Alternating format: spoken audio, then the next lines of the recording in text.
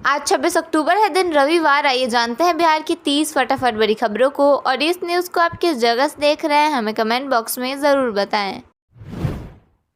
खगड़िया में तेजस्वी यादव की सभा प्रशासन ने रद्द कर दी। इस पर तेजस्वी ने नाराजगी जताते हुए इसे तानाशाही करार दिया। बताया गया कि अमित शाह के हेलीकॉप्टर की लैंडिंग के कारण उन्हें अनुमति नहीं दी गई। इसी बीच केंद्रीय गृह मंत्री ने लालू प्रसाद यादव और तेजस्वी पर तंज कसा। उन्होंने कहा कि अगर आरजेडी की सरकार बनी तो जंगल राज वापस लौट आएगा। बोले, छोटे मियाँ तो छोटे मियाँ, बड़े मियाँ भी सुभान अल्लाह। तेज प्रताप यादव ने कहा कि मर जाना कबूल है, लेकिन अब आरजेडी में वापस नहीं जाऊंगा। उन्होंने कहा कि अपनी पार्टी जनशक्ति जनता दल को मजबूत करूंगा, मुझे सत्ता की भूख नहीं है। डिप्टी सीएम सम्राट चौधरी ने तेजस्वी यादव पर निशाना साधते हुए कहा कि 1.5 साल की उम्र में करोड़पति कैसे बने। उन्होंने लालू प्रसाद को बिहार का गब्बर बताया और कहा कि नौकरी के बदले गरीबों की जमीन ली गई। छठ पूजा के पहले दिन गंगा नदी में डूबने से 7 लोगों की मौत हो गई। इनमें पटना में 3, जमुई में 2, जबकि वैशाली और बांका में 1-1 व्यक्ति की जानें गई। राहुल गांधी ने छठ पूजा पर अपने घर लौट रहे बिहारियों का वीडियो साझा किया और पूछा कि 12,000 स्पेशल ट्रेनें कहाँ हैं। इस पर लोगों ने जवाब दिया कि कोई व्यवस्था नहीं की गई। नहाय खाए के साथ छठ महापर्व की शुरुआत हो गई है। गंगा किनारे व्रतियों की भारी भीड़ उमड़ी। पटना जू की झील में भी व्रती अर्घ दे सकेंगे। नगर निगम चूना और फिटकरी से पानी को साफ करवा रहा है। पटना में छठ पूजा को लेकर नगर निगम गंगा जल लेकर घर घर पहुंचेगा। छोटे तालाबों और जलाशयों में भी पानी डाला जाएगा ताकि व्रतियों को सुविधा हो सके। केंद्रीय मंत्री चिराग पासवान ने कहा कि आरजेडी मुस्लिम मुख्यमंत्री या डिप्टी सीएम बनाने के लिए तैयार नहीं है। उन्होंने मुसलमानों से पूछा कि अगर वे बंधुआ वोट बैंक बनकर रहेंगे तो सम्मान और भागीदारी कैसे मिलेगी। पूर्णिया सांसद पप्पू यादव को आयकर विभाग का नोटिस मिला है। उन्होंने एक्स पर लिखा कि बाढ़ पीड़ितों की मदद को अपराध बताया जा रहा है। अगर यह अपराध है तो वे वंचितों की मदद करते रहेंगे। गोपालगंज में वोट देने से मना करने पर एक ही पक्ष के 3 लोगों को चाकू मारकर घायल कर दिया गया। गोपालगंज में केंद्रीय मंत्री ललन सिंह ने लालू यादव पर निशाना साधते हुए कहा कि नौकरी के बदले जमीन घोटाले में वे जेल जाएंगे। बाहुबली मुन्ना शुक्ला की पत्नी अन्नू शुक्ला चुनाव प्रचार के दौरान मंच पर फूट फूट कर रोने लगी। उनकी बेटी शिवानी आरजेडी से लालगंज सीट पर चुनाव लड़ रही हैं। मौसम विभाग के अनुसार बिहार के सभी जिलों में छठ पर्व के दौरान मौसम सामान्य रहेगा। सुबह के समय हल्की धुंध और आंशिक रूप से बादल छाए रहेंगे। छठ पूजा के दौरान ट्रेनों में यात्रियों की भारी भीड़ उमड़ी। राज्य रानी और इंटरसिटी जैसी गाड़ियां खचाखच भरी रहीं, जिससे यात्रियों को खिड़कियों और दरवाजों पर लटक कर यात्रा करने के लिए मजबूर होना पड़ा। ट्रेनों में धक्का मुक्की की स्थिति बनी रही, जिससे यात्रियों को काफ़ी मुश्किलों का सामना करना पड़ा। प्रधानमंत्री किसान सम्मान निधि योजना की 21वीं किस्त के आधिकारिक तौर पर नवंबर 2025 के पहले हफ्ते में जारी होने की उम्मीद है, जो 6 और 11 नवंबर को होने वाले बिहार विधानसभा चुनावों से कुछ दिन पहले है। पंजाब, उत्तराखंड, हिमाचल प्रदेश और जम्मू कश्मीर में लाभार्थियों को 2,000 का पेमेंट पहले ही किया जा चुका है। केंद्रीय कृषि मंत्री शिवराज सिंह चौहान ने बाढ़ और भूस्खलन से प्रभावित किसानों को जल्द फाइनेंशियल मदद देने के लिए सितंबर और अक्टूबर में किस्त जारी की थी। बिहार से विदेश की यात्रा अब आसान होने वाली है। एयरलाइन कंपनियों की तरफ से अब लेटरतिफी नहीं मंजूर की जाएगी। दरअसल चयन होने के बाद एयरलाइन कंपनियों को अपनी सेवा 3 महीने में ही शुरू करनी होगी। मालूम हो, बिहार से 5 देशों के लिए फ्लाइट्स की शुरुआत होने वाली है। बिहार में छठ महापर्व की शुरुआत शनिवार से नहाय खाए के साथ हो गई है। यह दिन सिर्फ व्रत का नहीं बल्कि पूरे बिहार की संस्कृति और परंपरा का उत्सव होता है। राजधानी पटना समेत सभी जिलों में बाजारों में भारी भीड़ देखी गई। नहाय खाए के लिए ज़रूरी कद्दू, ओल और सुथनी की कीमतें आसमान छूने लगी हैं। तो वहीं अगस्त का फूल 1,000 रुपये किलो तक बिका। इस बार छठ से करीब 500 करोड़ रुपए के कारोबार की उम्मीद जताई जा रही है। भारत में सोना सिर्फ आभूषण या निवेश नहीं बल्कि भावनाओं की धरोहर है। मगर अब यह चमक सिर्फ गले और बाजुओं तक सीमित नहीं रही, बल्कि धरती के नीचे भी सुनहरी कहानियां छिपी हैं। नए आंकड़ों के मुताबिक बिहार के जमुई जिले में भारत का सबसे बड़ा सोने का भंडार मिला है। करीब 222.8 मिलियन टन गोल्ड रिजर्व के साथ बिहार ने कर्नाटक और राजस्थान जैसे सोना समृद्ध राज्यों को भी पीछे छोड़ दिया है।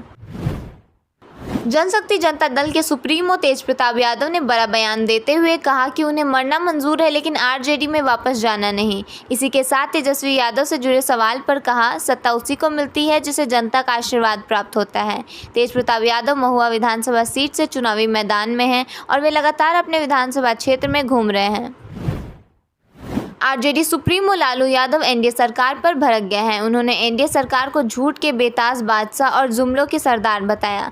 दरअसल लालू यादव ने अपने एक्स अकाउंट के जरिए एक पोस्ट शेयर किया जिसमें उन्होंने ट्रेन का जिक्र करते हुए एनडीए सरकार पर तंज कसा। लालू यादव ने अपने पोस्ट में लिखा, झूठ के बेताज बादशाह और जुमलों के सरदार ने सेखी बघाड़ते हुए कहा था कि देश की कुल 13,198 ट्रेनों में से 12,000 रेलगाड़ियां छठ पर्व के अवसर पर बिहार के लिए चलाई जाएंगी। यह भी सफ़ेद झूठ निकला। 20 सालों की एनडीए सरकार में पलायन का दंश झेल रहे बिहारियों के लिए लोक आस्था के महापर्व पर भी ये लोग रेलगाड़ियां ढंग से नहीं चलवा सकते।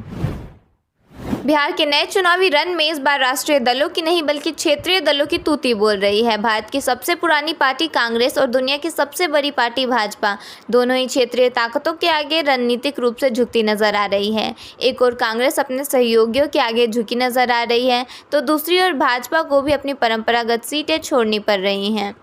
कभी देश की राजनीतिक तय करने वाले ये दोनों दल अब क्षेत्रीय समीकरणों के बंधक बन चुके हैं। बिहार के समस्तीपुर में शुक्रवार को एनडीए की बड़ी चुनावी रैली हुई। इस दौरान एक ऐसा नज़ारा देखने को मिला जिसने सियासी हलचल के बीच नई तस्वीर पेश की। मंच पर मुख्यमंत्री नीतीश कुमार और लोक जनशक्ति पार्टी के प्रमुख चिराग पासवान के बीच बेहद गर्मजोशी भरा पल देखने को मिला। रैली के दौरान चिराग पासवान ने मंच पर पहुंचकर सीएम नीतीश कुमार के पैर छुए और उनका आशीर्वाद लिया। दोनों नेताओं के बीच मुस्कुराते हुए बातचीत होती रही जिससे एनडीए की एकजुटता का संदेश मिला। विधानसभा चुनाव से पहले सशस्त्र सीमा बल के महानिदेशक संजय सिंघल शुक्रवार को सीमांत मुख्यालय पटना पहुंचे।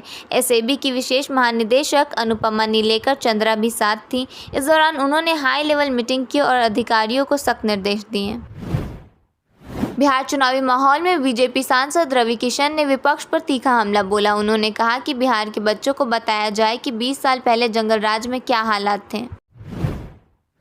पटना एयरपोर्ट पर बीजेपी सांसद मनोज तिवारी ने तेजस्वी यादव पर कहा कि वो बिहार को गाली देने वालों के साथ खड़े हैं। कांग्रेस ही उनका राजनीतिक खेल खत्म करेगी। तिवारी ने कहा कि बिहार की जनता एनडीए पर पूरी तरह भरोसा कर चुकी है और हमें भारी बहुमत मिलने जा रही है।